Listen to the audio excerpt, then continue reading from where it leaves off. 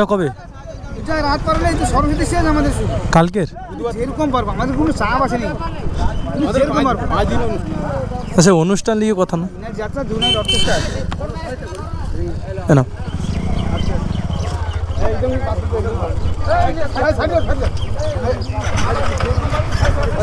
দিয়েছি দিয়েছি দাদা, জিজ্ঞাস করে না দিয়েছি।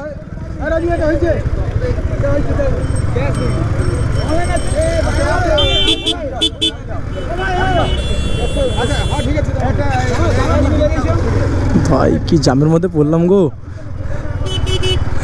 পুজোর চাঁদা তো যাই হোক না কেন ভগবানের নামে দেয়া, কোনো খারাপ কাজ নয়, যথেষ্ট ভালো কাজ। আর ওরা চলে গেছে, ওরা পাশ কেটে চলে গেছে।